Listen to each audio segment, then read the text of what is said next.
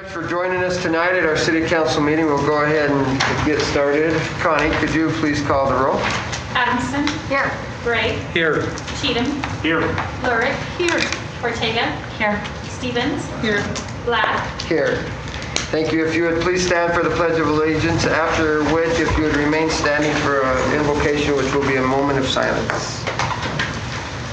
I pledge allegiance to the flag of the United States of America and to the republic for which it stands, one nation, under God, indivisible, with liberty and justice for all.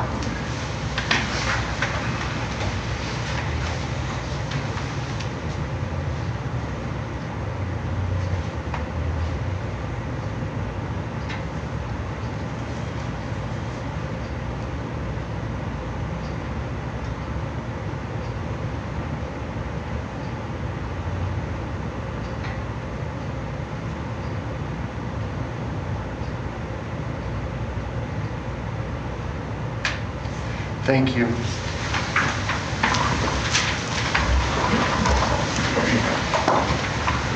Okay, we will move to agenda item 3 as a consent agenda. The following business items may be approved by one motion and a vote. If any one member of the council so desires, any matter listed can be moved to a separate agenda item. A, minutes. Council may wish to waive the oral reading of the minutes and approve the minutes from the clarification and regular council meetings of August 6th and 2020. The special city council meeting of August 6, 2020, the work session of August 13, 2020, and the city council liaison work session clarification meeting of August 20, 2020. B, payroll and material claims. Council may wish to consider payroll and material claims for the month of August 2020.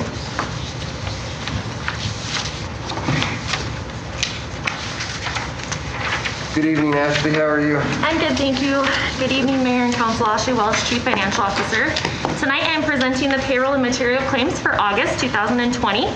Total payroll and material claims for the month were $9,173,774. Payroll-related claims were $3,812,833, and we had changes in filled positions of a decrease of 3 full-time, 1 part-time, and 5 seasonal, for an overall decrease of 9 positions. Vendor claims for the month totaled $5,360,941. Some of the large vendor claims were Valley Slurry Seal for $583,775 for micro seal, Planned and Engineered Construction $336,020 for WPC project, Asphalt Systems, $112,148 for asphalt seal for fog sealing, and Napa Auto Parts, $111,663 for the on-site operating costs and parts for June and July. We also had some bond payments for the animal shelter, water revenue, and the WPC bonds. The remaining large vendor claims explains 93.66% of the vendor claims for the month. On the back of the report, we had given you information on our August purchase card activity. We had 1,098 transactions for a total of $296,980, and 141 cardholders had transactions for the month. We also had 8 purchase agents with monthly totals greater than $10,000, and the types of expenditures are listed for your review. This completes my report. Are there any questions? Questions, council? Doesn't look like it. Thank you. Could you, I know there were some questions on the budget. Would you like to just address that? Yeah, I can address those really quick. So just as a reminder, the publication is an estimate, and so it generally does not match the ordinance. The reason for some of the decreases were due to retirement payoffs that were included in the budget that shouldn't have been. So the finance department did our due diligence and took those out because we didn't actually need that expense for 2021. And also the property tax difference from the presentation to what is in the ordinance was found when we were entering the information into the budget. There was the minus $84,759 was the decrease in there, and in order to get everything to balance out, we had to increase that so that all of our funds were balanced as how we're supposed to do our budgeting per GFOA. Okay. All right. Thank you. We'll move to C, ADA Grievance Committee reappointment. Council may wish to confirm the mayor's reappointment of Roger Bowe to continue his service as a member of the Americans with Disabilities Act Grievance Committee. Dr. Bowe's term will begin September 16, 2020 and will expire September 16, 2022. D, Parks and Recreation Advisory Board reappointment. Council may wish to confirm the mayor's reappointment of Rachel Levy to continue her service as a member of the Parks and Recreation Advisory Board. Ms. Levy's term will begin September 7, 2020 and will expire September 7, 2022. E, Sister City Committee reappointment. Council may wish to confirm the mayor's reappointment of Craig Cooper to continue his service as a member of the Sister City Committee. Mr. Cooper's term will begin September 16, 2020 and will expire September 16, 2024. F, Council Decision RAGG, Subdivision Short Plat. Council may wish to adopt its decision approving the short plat for RAGG subdivision, which subdivides approximately 0.40 acres of land into 2 commercial lots, subject to conditions. The property is located in the 4100 block of Poline Road. Councilman Cheatham. Mr. Mayor, I'd like to move to approve agenda item number 3, the consent agenda. Second. We have a motion by Cheatham and a second by Lurick. Connie, could you please call the roll? Cheatham. Yes. Lurick. Yes. Adamson. Yes. Gray. Yes. Ortega. Yes. Stevens. Yes. Thank you. Agenda item 4, communication. Oh, I yes. just wanted to say thank you for sharing those applications. Absolutely. I appreciate that. Yep, absolutely. We got permission to do that, so we could do that now, so that's a good thing. Agenda item 4, communication and proclamations. We have no proclamations, and so we'll move to agenda item 5 is a calendar review. Council may wish to take this opportunity to inform other council members of upcoming meetings and events that should be called to their attention. On September 10, at 9 a.m., we'll have a work session. September 17 at 5:30 p.m. will be a clarification meeting. September 17 at 6 p.m. will be a regular council meeting. Other events, September 7, city offices will be closed for Labor Day. However, garbage, yard waste, and recycle pickups will continue on schedule. Community Recreation Center will be closed for Labor Day. September 12th, Simplot Fun Run. Contact the Recreation Center for more information. As a reminder, Zoo Idaho will be open on weekends only, September 8th through October 31. School has started, so please remember to slow down in school zones. Open burn ban in wildland urban interface areas continues, and face coverings are required to be worn in city facilities. We'll move to agenda item number 6 is a public hearing, zoning map and comprehensive plan amendment for the area of North Crossings Division 2 subdivision. This time has been set aside for council to hear comments from the public regarding a request by Justin Hell of H7 Ventures, represented by Creek Hollow and Associates Incorporated, to rezone property located north of Crossings Division 2 subdivision from Commercial General CG to Residential Commercial Professional RCP, and aimed the comprehensive plan from commercial to mixed use. I declare the public hearing open.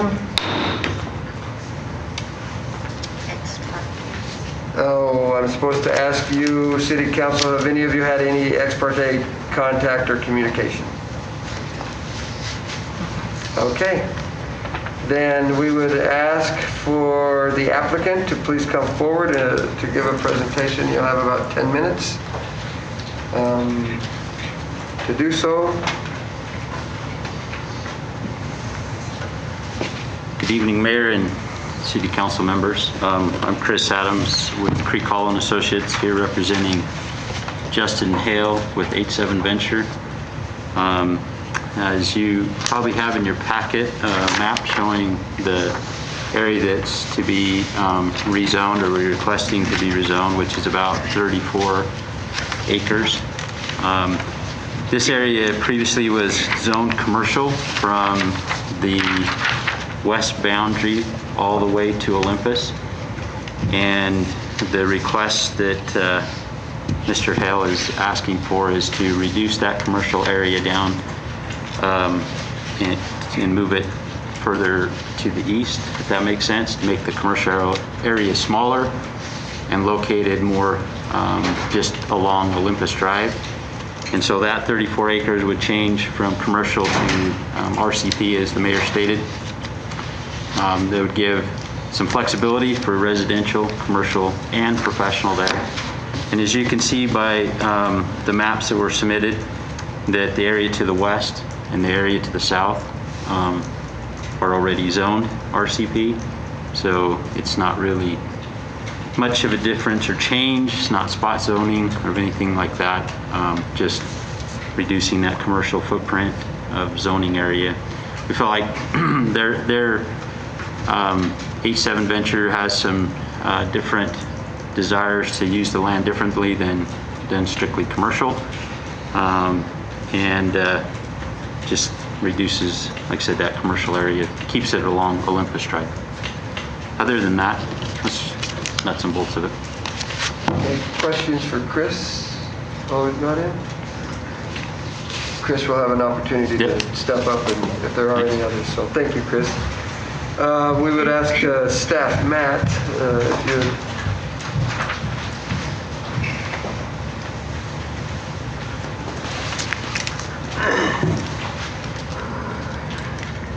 Good evening, Mr. Mayor, council members. Matthew Lewis with the Plan and Zoning Department.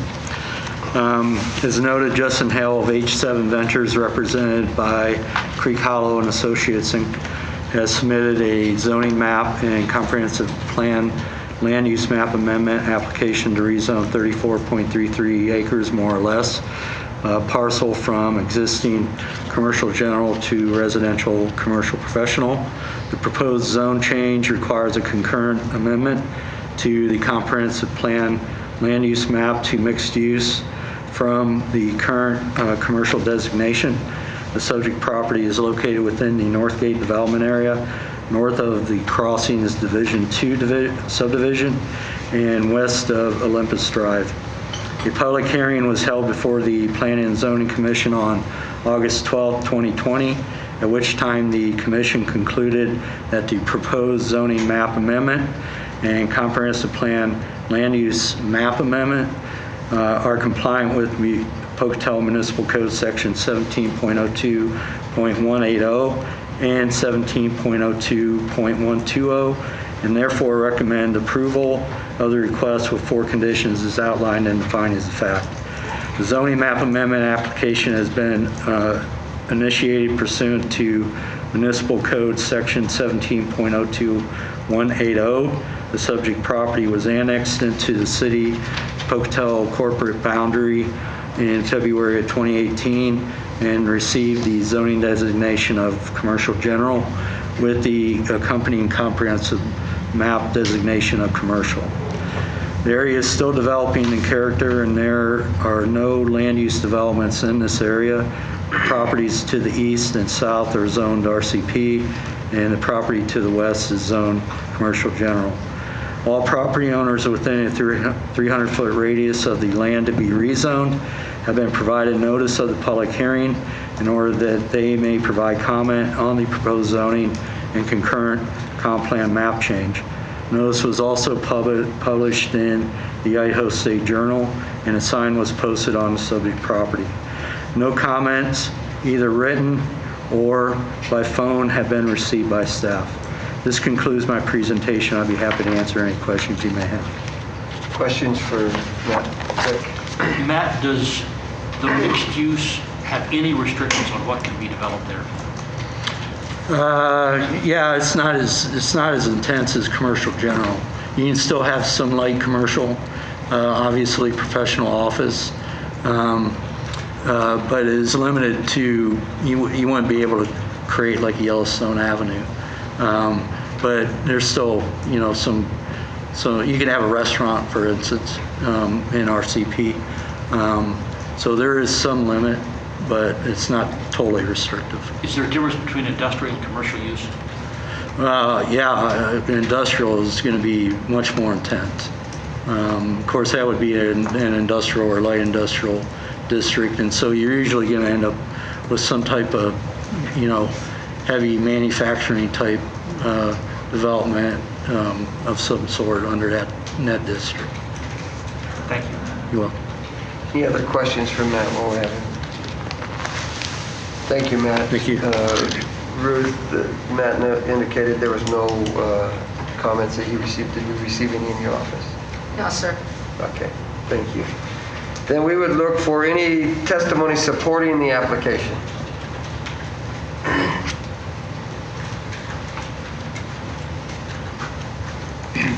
Mr. Mayor, my name is Bill Isley, 477 Laval Estrada, Pocatello, Idaho. I support this application. Anything you can do to get residential going in Pocatello, it's very important to do. Multiple listings are down below 90 when they normally run 300 in Pocatello. The housing stock is basically gone. We've sold 12 houses in the last 60 days, which is the most we've ever sold, ever.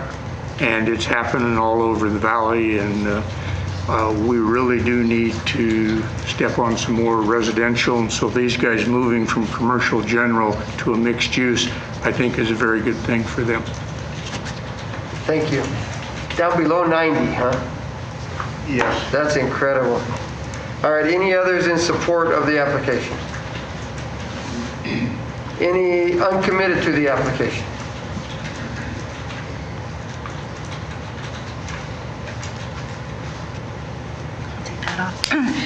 Good evening. I'm Heather Disselkoon, Pocatello, Idaho.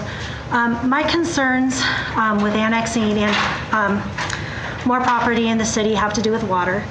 I have an email string going back almost 24 months now where I tried to get information on water reports or water studies done in conjunction with Northgate.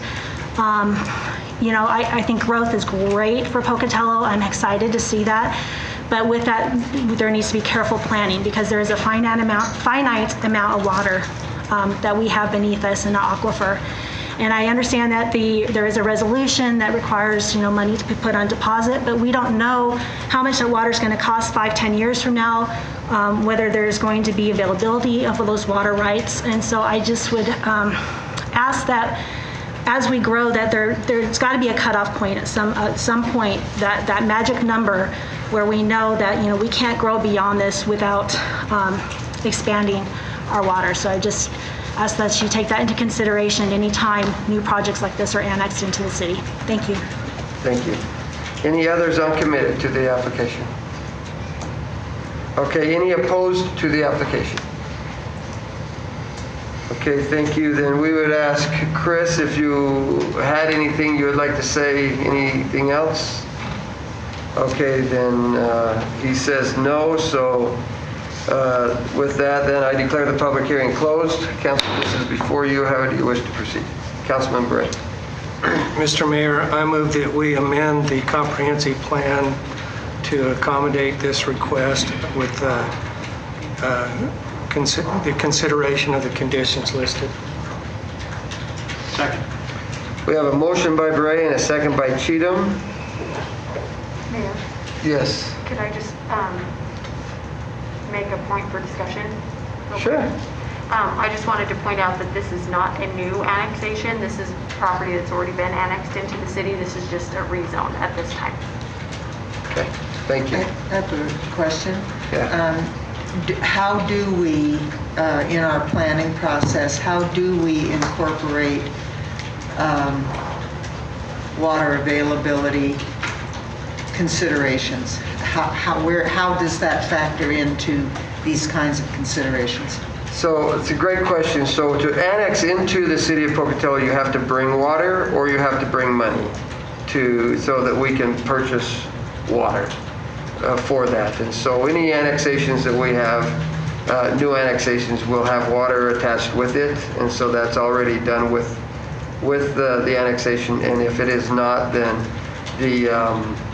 the developer has to buy the water or pay the city money to put into the account so that we can end up with water. And so then that means that somehow or other we've assessed how much water is available. Yes. And how does that happen? You know what, you'll have to, Jeff, can you answer that? Go ahead and, yeah, our Public Works Director can answer Thank you. that.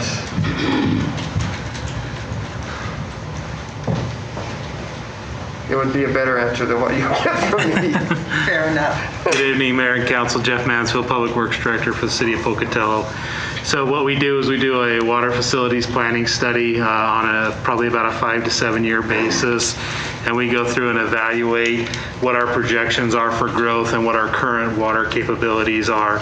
And so we've done an amendment that includes the North Gate area in our water facilities plan.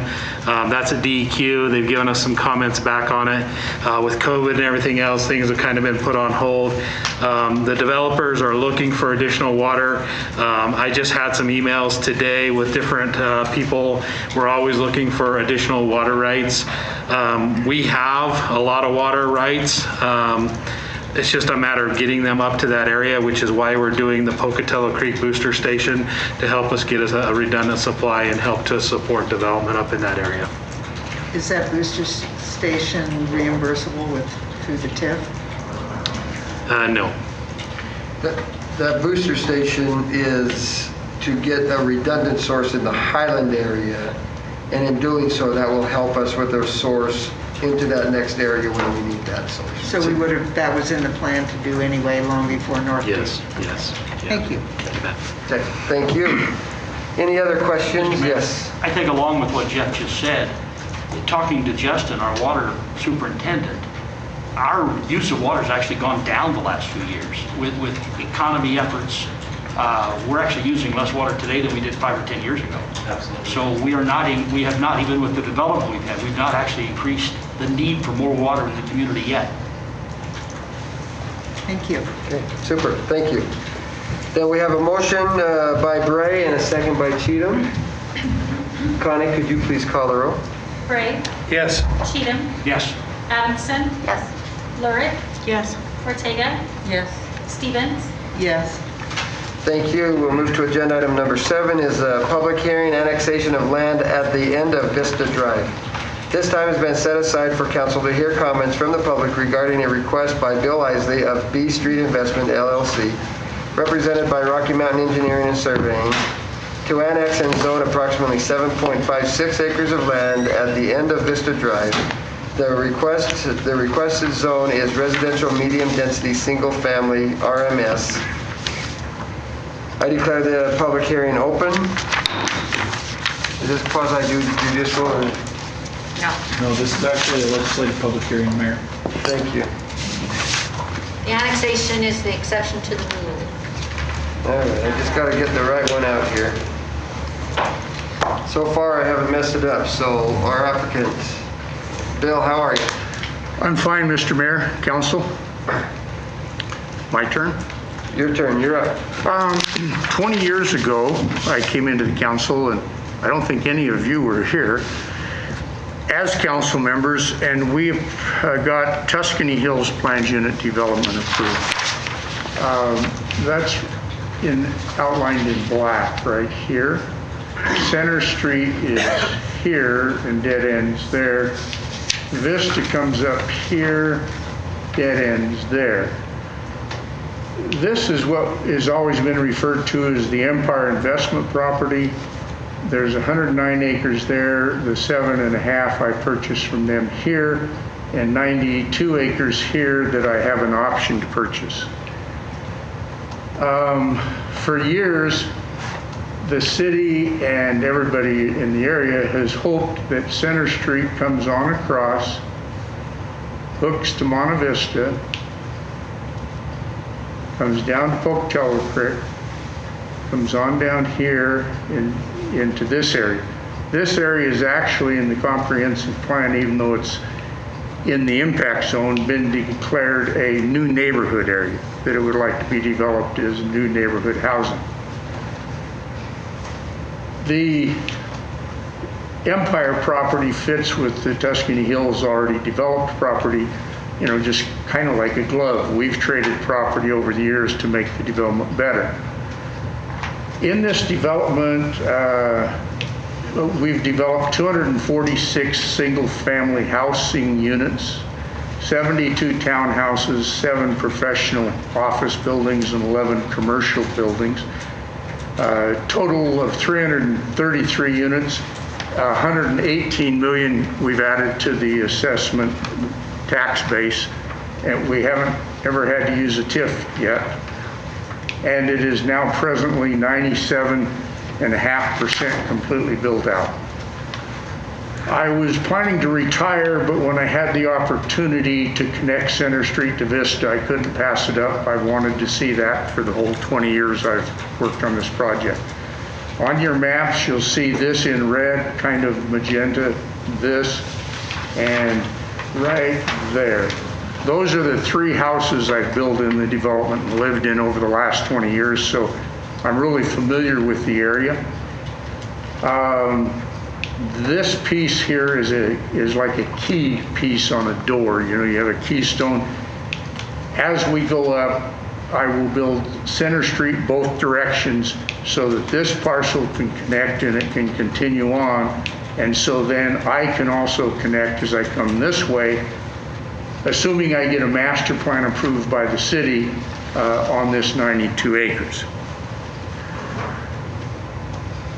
The water line the city put in 45 years ago goes right across here, right there, down to Monte Vista, over here and back to this tank. So the water line, the main water line's already in. We put this line in from Vista up here to complete a water line loop when we developed Tuscany Hills subdivision. This annexation meets all requirements of the 6 criteria of the ordinance. Matt will probably go into those in more detail. It's in the community's best interest. We need more housing. The potential to connect Center Street to Vista is very good. The utilization of existing infrastructure and water lines. The permitted uses blend with the surrounding land uses, yes. This will be single-family residential, even though the zone RMS gives you other options, townhouses and things. I've already committed, I've already had the preliminary plat approved, and it's 27 lots. The houses will be from 2,000 to 3,500 square feet. The value will be from 300,000 to 450,000. And I will build all of the houses. I've found that in the foothills, if you just build a lot and then different builders and owners start building, you can end up with some problems on where the water's going and how it kicks over here and kicks here.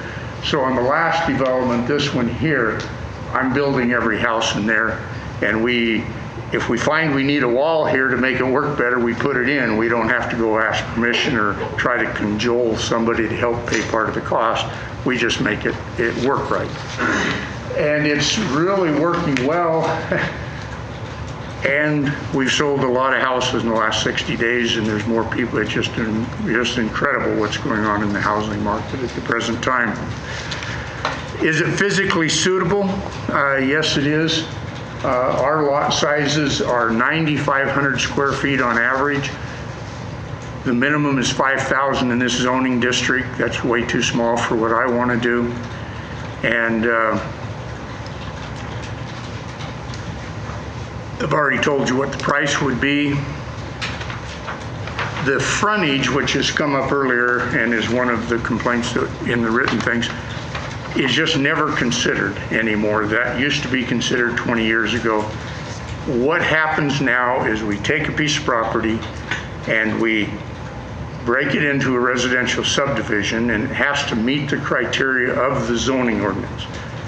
And if it meets that, well, then it can proceed. What the zoning ordinance requires is a certain square footage of a lot and setbacks. Minimum setback, side yards, backyard, and front, so that you have spacing of homes and you have a certain minimum size of the lot. And that's what gives the criteria that the city wants to control. In that zone, just like in this area here, I didn't build the houses, but I built all the lots. There are houses as small as 1,500 square feet and as big as 6,000 square feet. Assessed valuation of $285,000 up to $750,000. There are smaller lots, larger lots. That's one of the goals for a mixture of housing. The public utilities, all water, sewer, power, gas, telephone, everything you need is stubbed right to there. And like I say, the water line goes on through. Compatibility. This area down here is residential high density. This area here is exactly the same zone, RMS. Even though you could put some light commercial and professional, we're not going to. This will be 27 lots. Major concern they had was it was going to decrease their value of their own home. Well, this is my home. It's on a 61-foot wide lot. It's a really nice house. I like it. It's smaller. When you get older, sometimes you get smaller on things.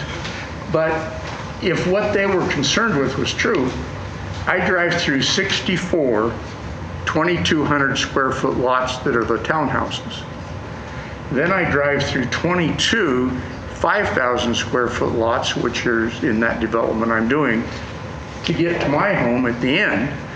And after going through 86 of these, what they're concerned about lots, my home should be worth zero. But it's not. It's a very nice home, fits the neighborhood, and we're creating a really nice neighborhood there. Is it consistent with the comp plan? Yes, it is. The surrounding zonings are correct. The land use goals support the annexation, accommodate existing and future needs, facilitate orderly development. You couldn't ask for something that would accommodate the orderly development of the city of Pocatello better than making this connection. And we need housing in Pocatello. The written objections actually support the annexation portion of what we have done. 95% of them support growth. They support the annexation. They would love to see the road connected. But they want to have 80-foot lots, wide lots. And that's just not one of the criteria. It just simply isn't. They also don't like me, some of them, but that also is not a requirement, so we can't take that in here. And the traffic at the intersection, the very best way to help this traffic is to get some other access points. Did I lose my time? Yes. I was just right, they were going to cut it off. Okay. Super.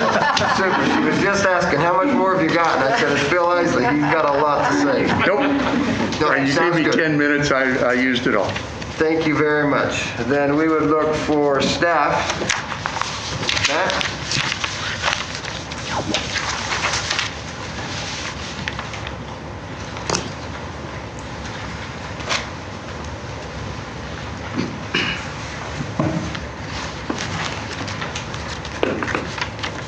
Good evening, Mr. Mayor, council members. Again, Matthew Lewis with the Planning and Development Services Department.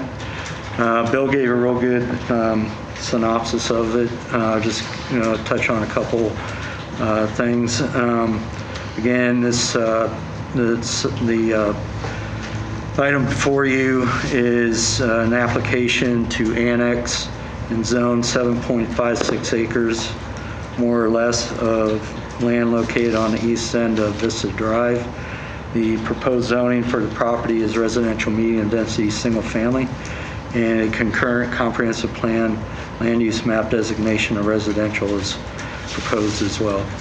The public hearing was held before the Planning and Zoning Commission on August 12, 2020, at which time the commission concluded that the annexation request and concurrent zoning map and comprehensive land use map designation are compliant with Pocatello Municipal Code Section 17.02.110 annexations.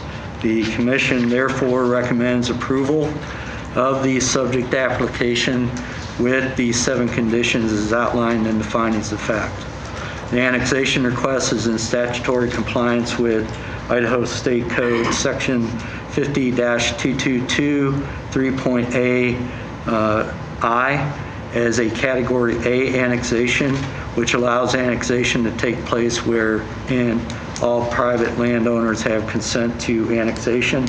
As proposed, the subject property is within the adopted area city impact and lies contiguous to the city of Pocatello limits at the westmost property line.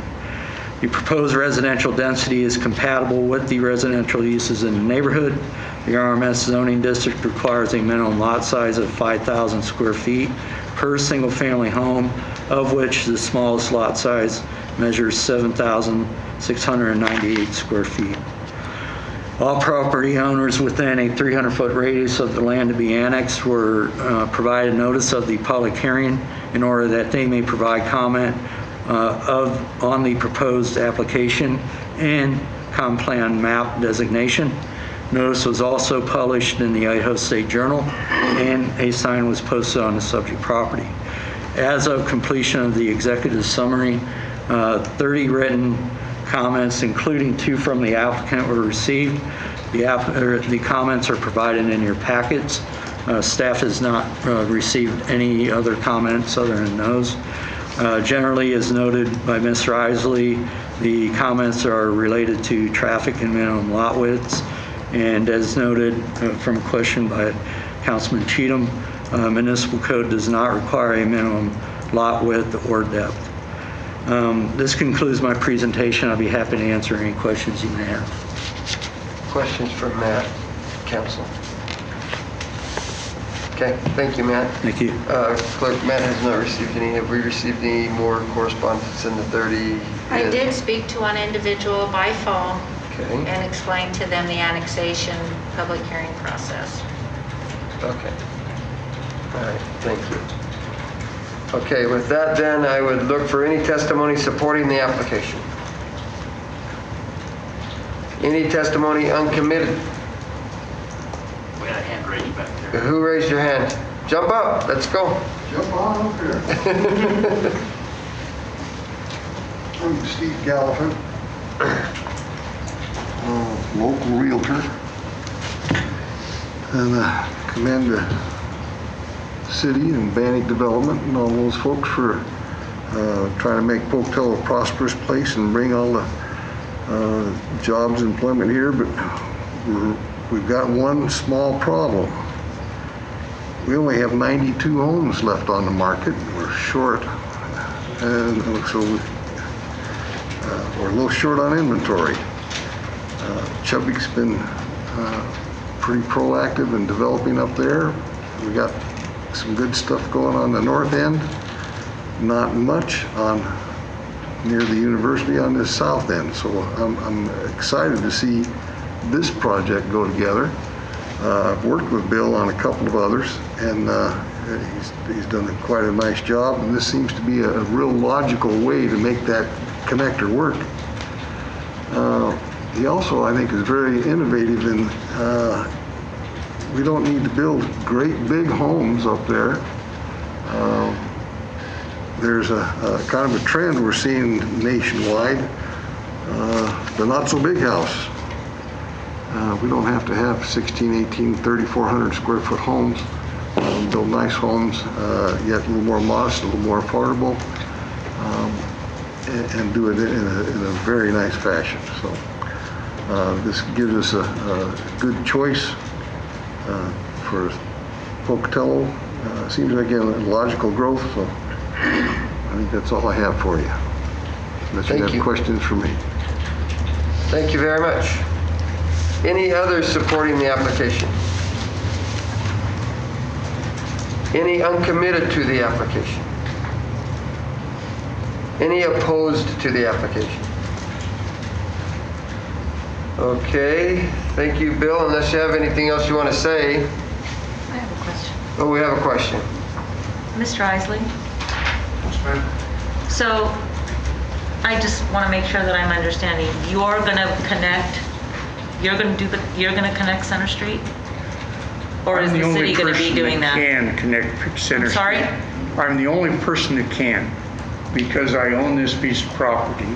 So Center Street to connect has to go through this piece, and I have this option. Now, I am going to connect it, assuming that I can get a master plan approved by the city. But if we can't get a master plan approved that takes care of making sure the water issues, sewer issues, all those things can be done, at least the first step will be taken. But I'm not going to build the road across here if I can't develop the ground. That would be foolish. So we will get Vista to Center. Center will go to the edges of the property I own, ready to continue on. And then I fully expect to get this approved, and I fully expect to have this road come through in 2 phases after this one. I won't do any of the off on the sides until I get Center Street through. But I don't want to say it's a foregone conclusion, because I have to have a master plan approved that's going to allow me to develop the property. And are there elementary schools up there? No. There are Where no do those kids go to school? There are no schools. I'm not exactly sure. Franklin Junior High is right over here, but I'm not exactly sure where the elementary schools are. I just don't know.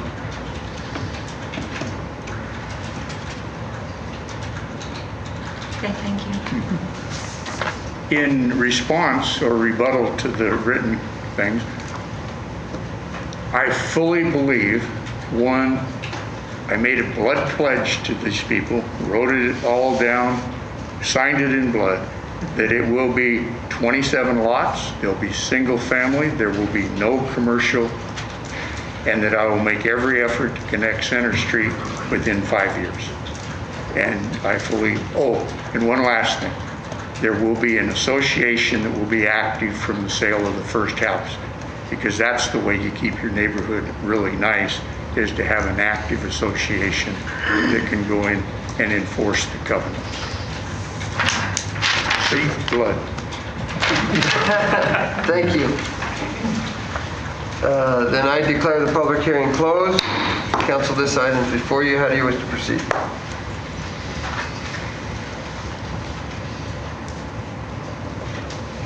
Linda. I move that we approve agenda item number 7, the annexation of land at the end of Vista Drive. And are there anything to be signed? No. With conditions. Is that with conditions? With the conditions set forth. And would you like the staff to prepare an ordinance for future? Thank you. Okay. Second. So we have a motion by Lyric and a second by Stevens. Any other questions? Connie, could you please call the roll? Lyric, Yes. Stevens, Yes. Adamson, Yes. Gray, Yes. Cheatham, Yes. Ortega. Yes. Thank you. Agenda item 8, public hearing CDBG PY 2019 annual report. As required by U.S. Department of Housing and Urban Development, HUD, this time has been set aside for council to consider any comments from the public concerning the program year PY 2019 Community Development Block Grant CDBG Consolidated Annual Performance and Evaluation Report, CAPER, C-A-P-E-R. The report was available for public review from August 19 to September 3, 2020. After review and recommendation of approval by CDBG Advisory Committee. Following the public hearing, council may wish to approve the report and authorize its submittal, including a summary of the public input to HUD on or before September 23, 2020. I declare the public hearing open.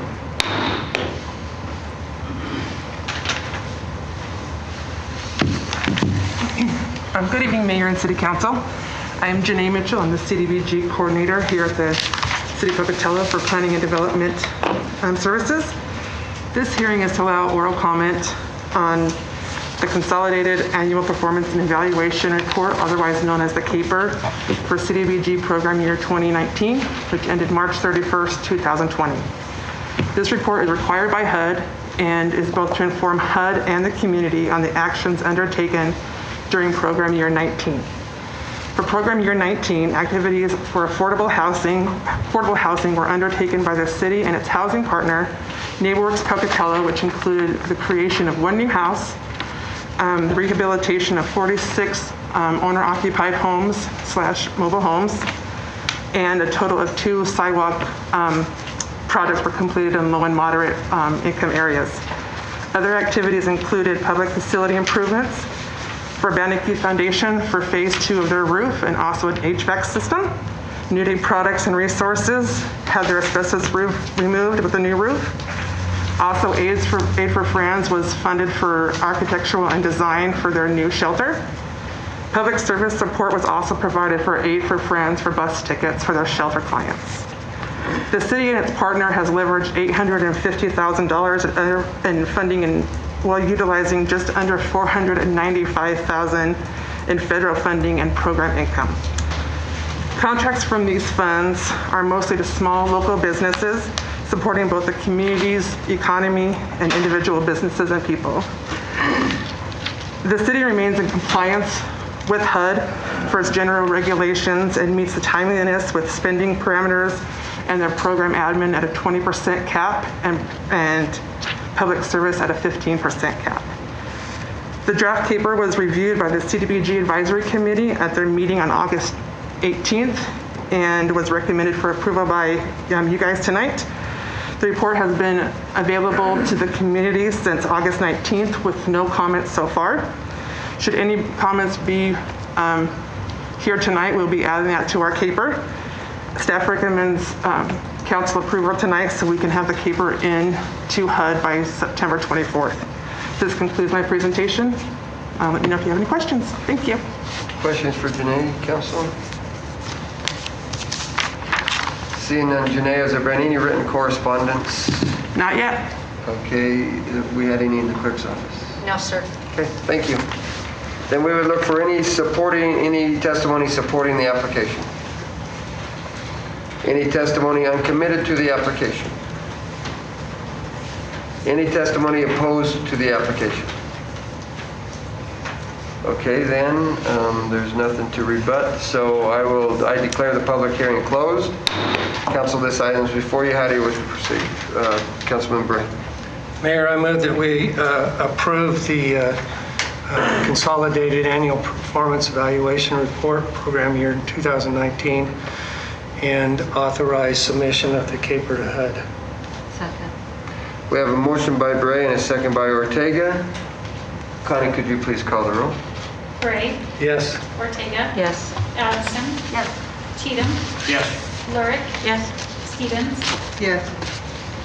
Thank you. Agenda item 9, Buster Brown sign project request. Council may wish to consider the following request from Relight the Night, RTN, a committee under the Historic Old Town Pocatello Foundation Incorporated.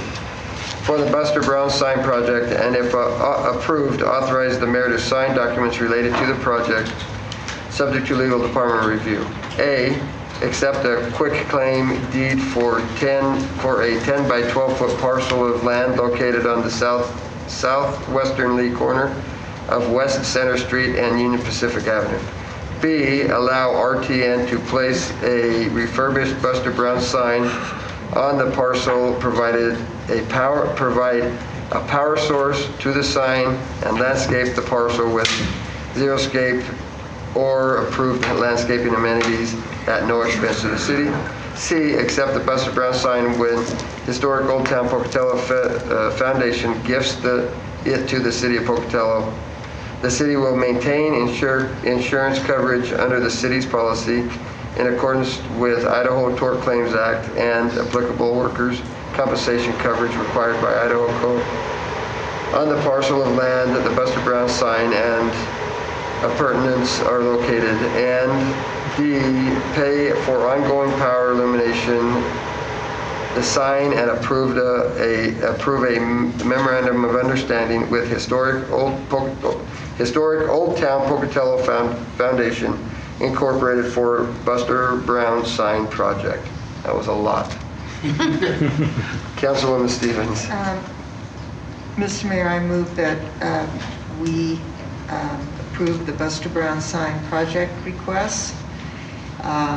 And if approved, we authorize you to sign documents related to the project subject to legal department review. Second. Mr. Mayor, before we vote, could we ask the return Light the Night representative to talk to us about this project? Sure.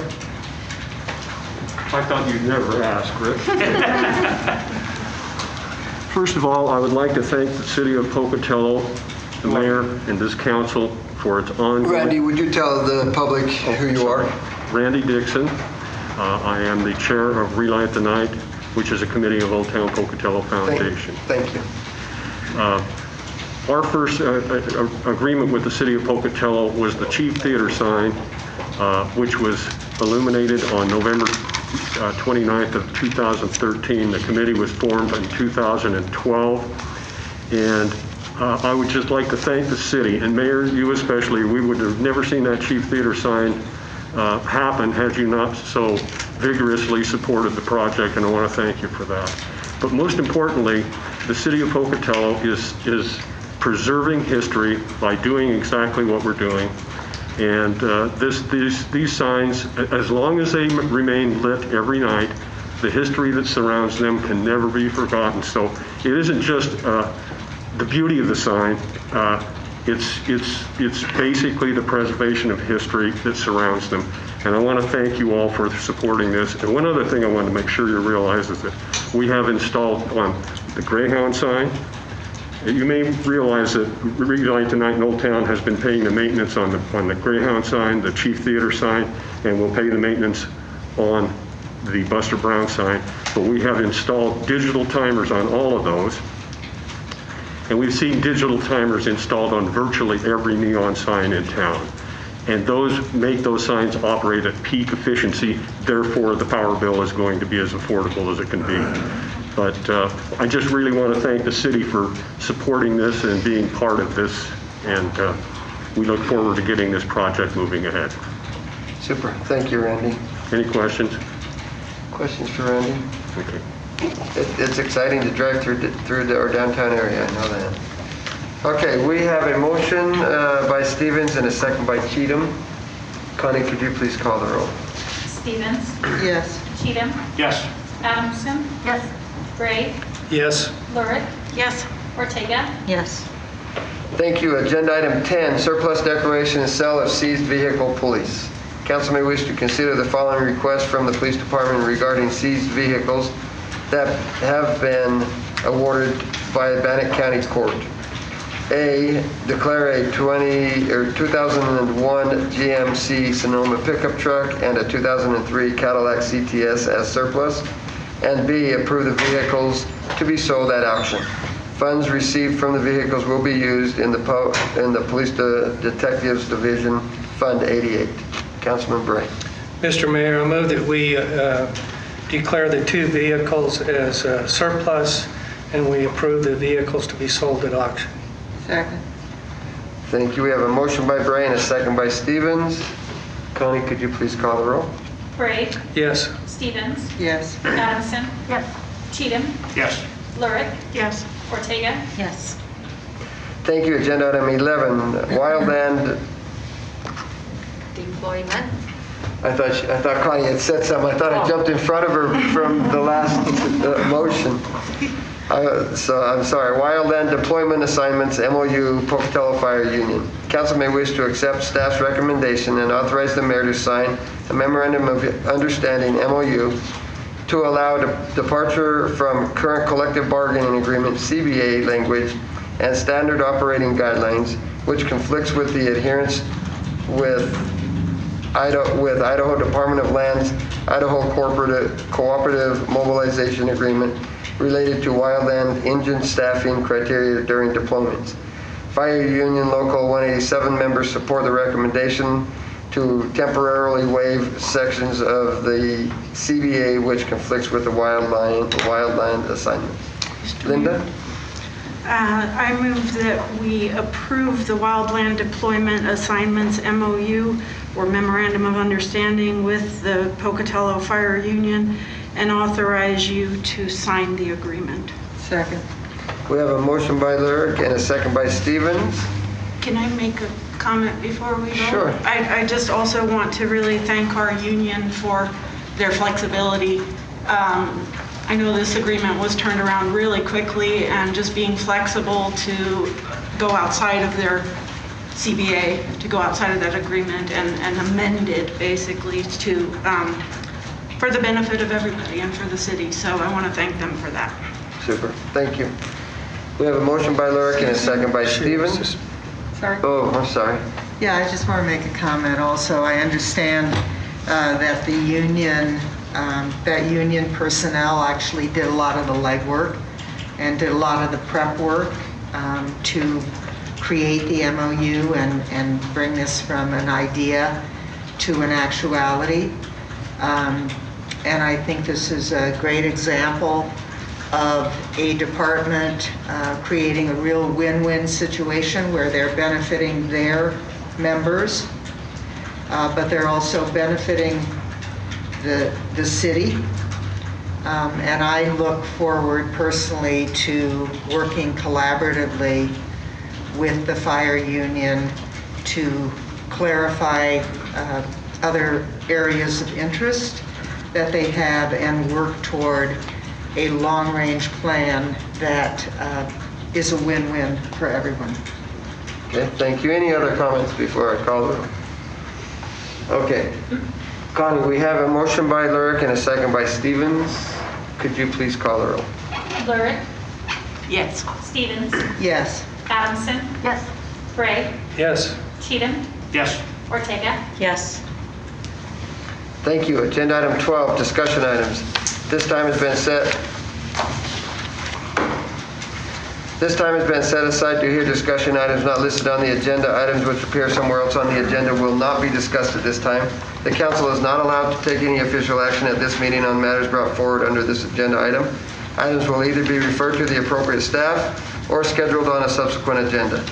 You must sign in at the start of the meeting in order to be recognized. As a reminder, there is a total of 3 minutes per speaker and a total of 15 minutes for this agenda item. It looks like we have Lydia Noble. Is this where I should start? Yes, ma'am. Here. Lydia Noble. I live at 2042 Cassius Street here in Pocatello. And I've been trying to dig into and understand our budgeting process and also the numbers better. And so I've submitted these questions both to the council and the mayor, and also I did a public record request.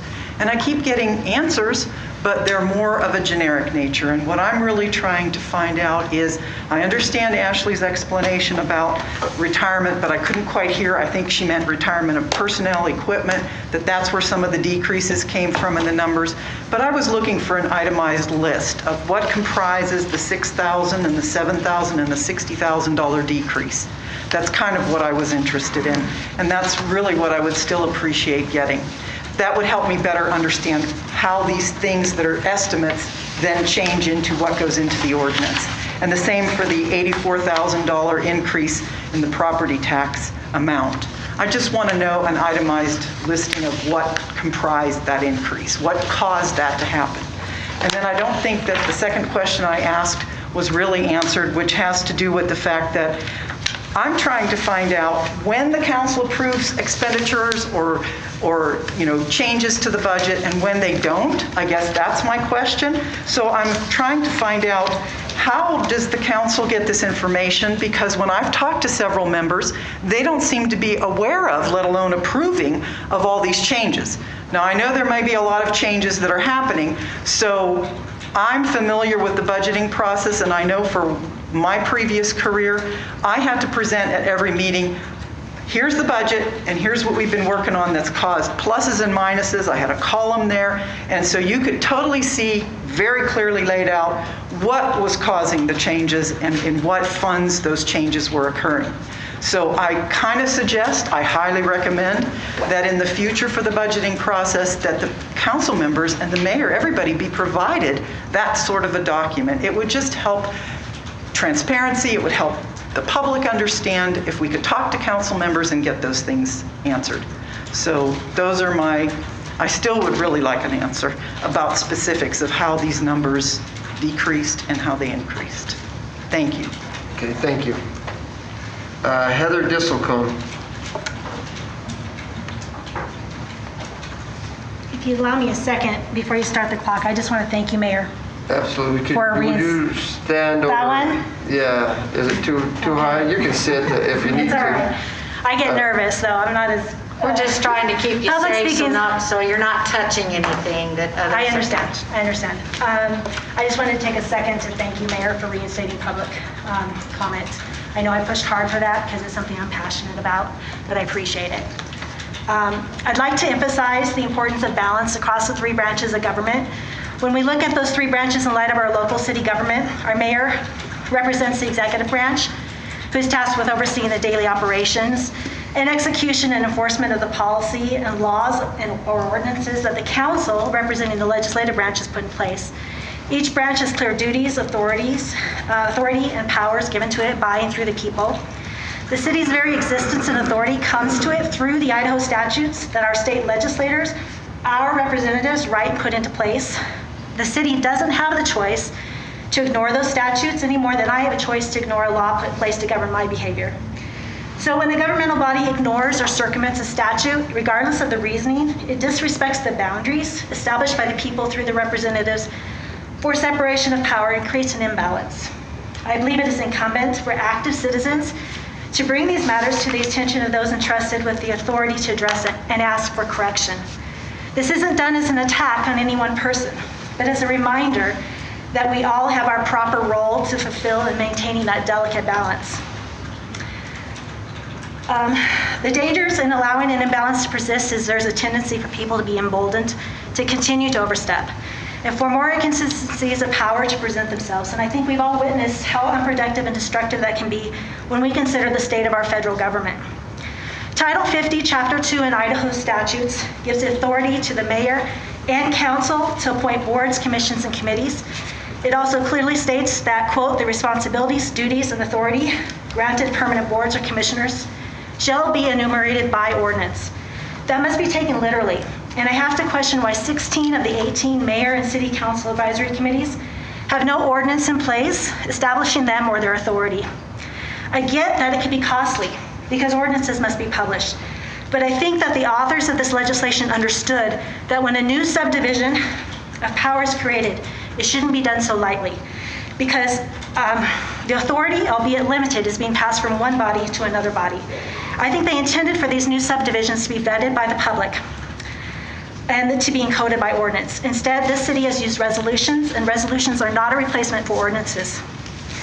You may disagree with the law and think the law should be changed. That's okay. You can do that.